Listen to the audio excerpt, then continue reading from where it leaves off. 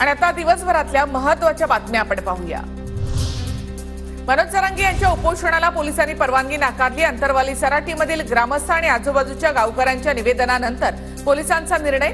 जातीय सलोखा बिघडत असल्याचा अंतरवाली सराटीमधील ग्रामस्थांची भूमिका।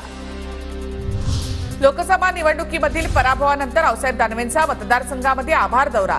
फुलंब्री, सिल्लोड, चिखलठाणा परिसरात आभार दौरा करत कार्यकर्ते नागरिकांसोबत संवाद साधणार। कीर्तीकरांची जागा काँग्रेसला मिळाली असती तर महाविकास आघाडीला फायदा झाला असता। मुंबईतील काँग्रेसच्या मेळाव्यामध्ये प्रदेशाध्यक्ष नाना पटोले यांचं वक्तव्य। विधानसभा आणि पालिकेमध्ये पंजा दिसला पाहिजे, पटोलेंचं वक्तव्य। राज्यात मान्सूनचं आगमन तर विदर्भातही लवकरच मान्सून दाखल होणार। ढगाळ हवामानामुळे तापमानामध्ये मोठी घट। आरबीआयचे रेपो रेट जैसे थे। आरबीआयच्या आर्थिक सल्लागार समितीचा निर्णय। कर्जाच्या हप्त्यामधील व्याजामध्ये कुठलाही बदल नाही। मनी लॉन्ड्रिंग प्रकरणामध्ये प्रफुल्ल पटेल यांना मोठा दिलासा। वरळीच्या सीजे हाऊसमधल्या मालमत्तेच्या जप्तीचे आदेश रद्द। इक्बाल मिरचीशी संबंधित प्रकरणात ईडीकडून कारवाई झाली होती।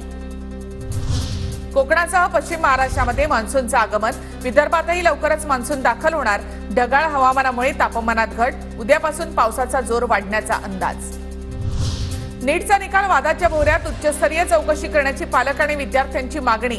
हरियाणामधील एकाच केंद्रातील काही विद्यार्थी पहिल्या 100 मध्ये आल्यामुळे निकाल वादाच्या भोवऱ्यात। आरटीई प्रवेशासाठी आज सोडत। यंदा 1,05,399 जागांसाठी दुपटीपेक्षा जास्त अर्ज। प्रत्यक्ष प्रवेश मिळालेल्या विद्यार्थ्यांची यादी 13 जून नंतर प्रसिद्ध केली जाईल।